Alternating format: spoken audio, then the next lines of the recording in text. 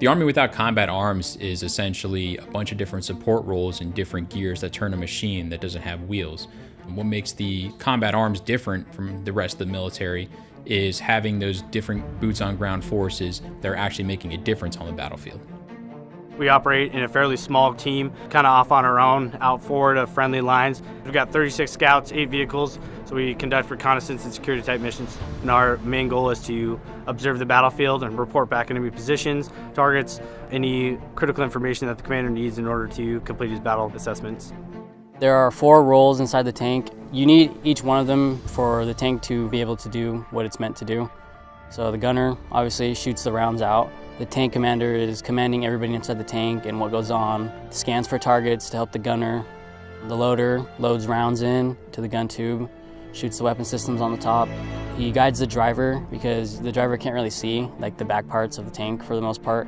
So the loader just pretty much assists everybody in the tank in whatever they need. They're all just a team and they need each other to work properly.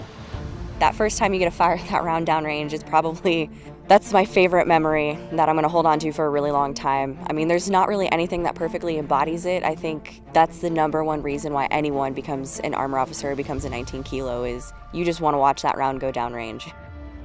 My MOS is 11 Charlie. We're indirect infantry, so we are regular infantry and mortars at the same time. The mortar brings to the battlefield a whole different perspective. If you're pinned down in a valley, you can take off the top of a mountain. You got higher altitude than every other system. Anywhere they are, you can drop right on top of them.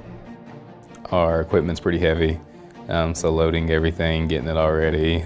So you have to be pretty strong, stamina-wise. You have to be a quick thinker.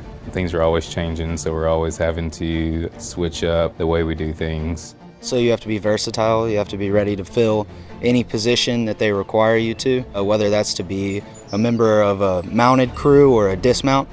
The infantry is really the bread and butter of the military. I mean, you think back to our history, infantry was the most predominant MOS that we had. Being a leader is what I'm here to do ultimately. We're there to guide, we're there to give assistance and just help our soldiers through.